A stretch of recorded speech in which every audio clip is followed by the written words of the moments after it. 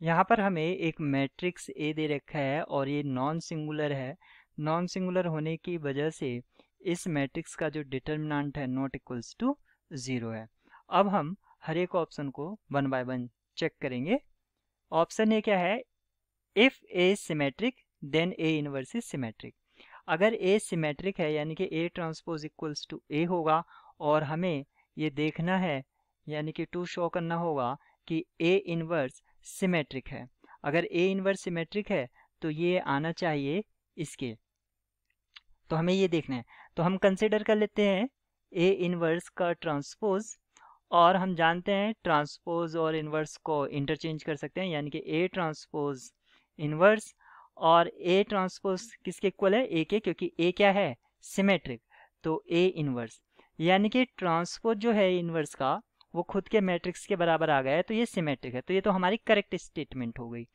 Statement B को check करते हैं। A is diagonal, A inverse is also diagonal matrix.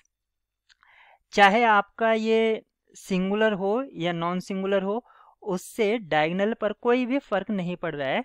अगर ए डायगोनल होगा तो ए इनवर्स भी डायगोनल मैट्रिक्स होगा, क्योंकि जब हम उसका एडजॉइंट निकालते हैं, एडजॉइंट ऑफ डायगोनल मैट्रिक्स जो है डायगोनल मैट्रिक्स, ये भी एक डायगोनल मैट्रिक्स आता है।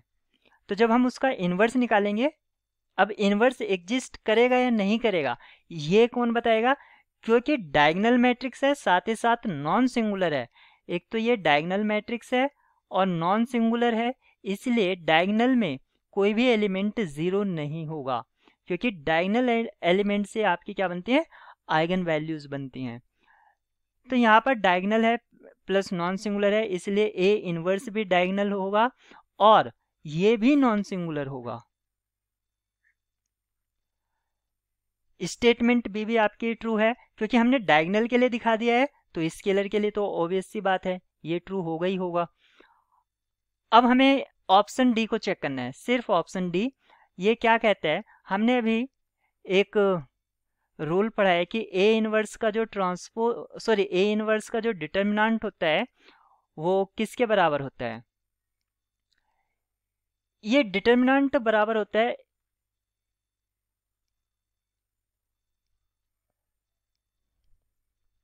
एक्चुअली हमने एक रूल याद कर रखा है कि ए ट्रांसपोज का जो डिटर्मिनेंट होता है 1 upon determinant of A inverse, ये रूल होता है।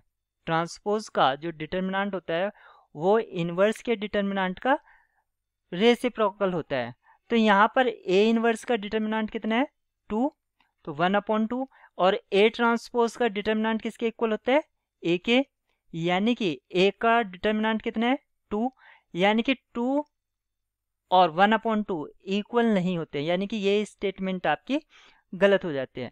ऑप्शन डी, और यही हमारे लिए, क्योंकि हमसे पूछा गया था विच वन इज इनकरेक्ट, तो यही ऑप्शन डी हमारे लिए की होगा।